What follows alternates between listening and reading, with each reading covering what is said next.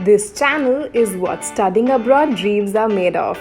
Do subscribe and hit the bell icon. Hey guys, welcome to our iSchoolConnect channel. I'm Rebecca at Carnegie Mellon University. I'm currently a rising sophomore studying information systems. Like every other week, we are going to share you some really interesting content about study abroad. And this week, I'm going to share you some tips about how to get a 4.0 GPA at college. So here's a little bit of background information about my university. We do not have any plus or minuses. So as long as we get an A, or 90 or above, we can get a 4.0 and etc. So if you get 80 to 89 range, you will get a B, so you will have a 3.0 for that specific class. So I think the fact that we do not offer A minus or B plus actually helped me to boost my grades a little bit, because as for the mid-semester grade, we will be given pluses or minus. I actually get a field class A minus, which is about 91 to 92-ish. So if I'm in another college, I will get only 3.7 GPA for that specific class. But at CMU, at the very end, as long as I make it to 90 or above, or even 89.5, I can get an A at the end. So it means 4.0.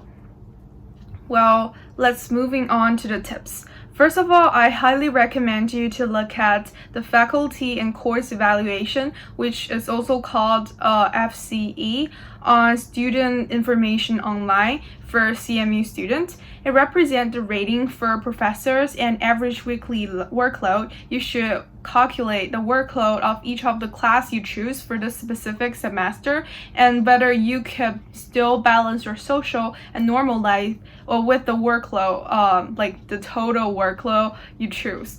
So if you think it's too much, you can definitely choose an easier class. Another better way is to ask some seniors or students who have already taken that class already, or ask your academic advisor directly, because they are so experienced in this field and they have a clear understanding of how much time a beginner computer scientist is going to spend on introductory computer science class. So I highly recommend you to ask for help and recommendations from those people. And the second one is go to the office hour if you have any questions. So as for some lectures or classes with 200 or even 400 students, there will be definitely a lot of resources, but at the same time, there will be a lot of demand as well. So if you can go to the office hour during the work, weekday, from Monday to Friday, there will be less people waiting on a queue, so you can reach out to a TA or a professor much faster, especially for the computer science class. And if you wait until the deadline or wait until the weekend when everybody is really free and have more time to focus on finishing those homework, you probably have to wait a huge amount of time.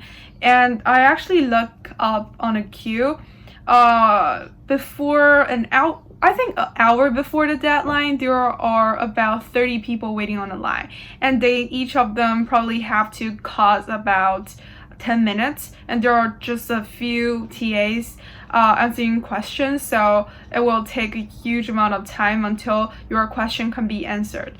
And also, they are not going to tell you the answer directly, so they're just going to give you some hints. So you still have to work it out yourself. So do not wait until the last minute. Otherwise, you are not going to finish and submit your homework on time.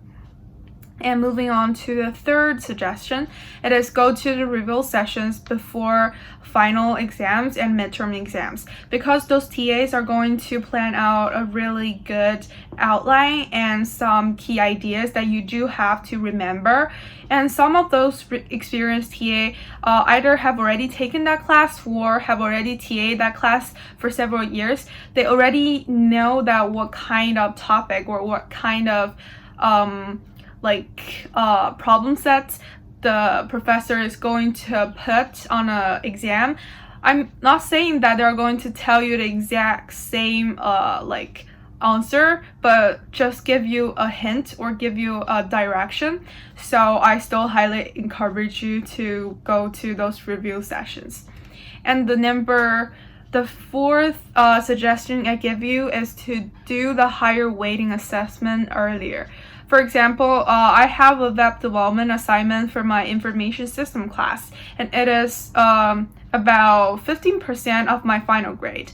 If you wait until the last 2 days to finish that web development project, you are 100% not going to finish it, because you have to work on the low fidelity wireframe, high fidelity wireframe, and do user testing and search for a lot of information online to support your ideas, or even like interactive design and stuff like that. It's pretty complicated. So if you're gonna wait until the last minute, you will not going to focus on how to improve the quality of your assessment, but just to finish it on time.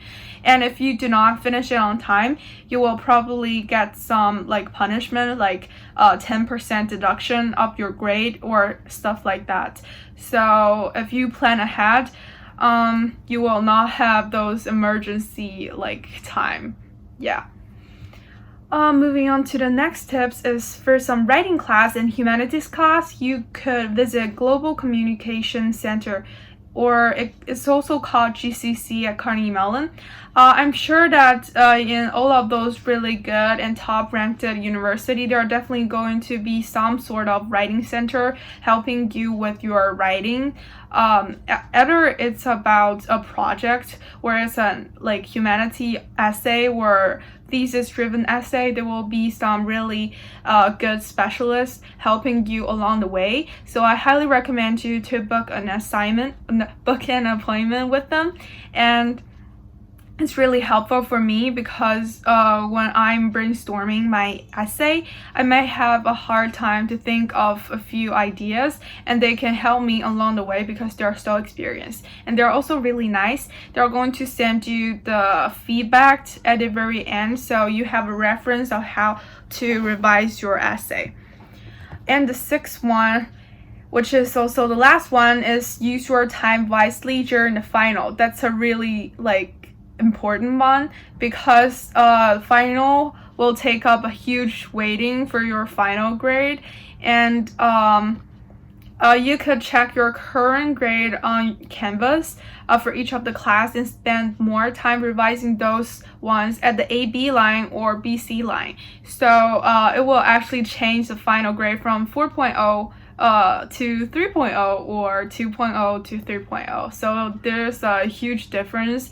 So I highly recommend you to distribute a limited amount of revising time to those really important classes that is going to affect your GPA as a whole. So that's pretty much it. And if you are looking for any other information, feel free to write in the comment section down below, and you can always reach out to us on the social media platform. It's also called iSchoolConnect on Instagram.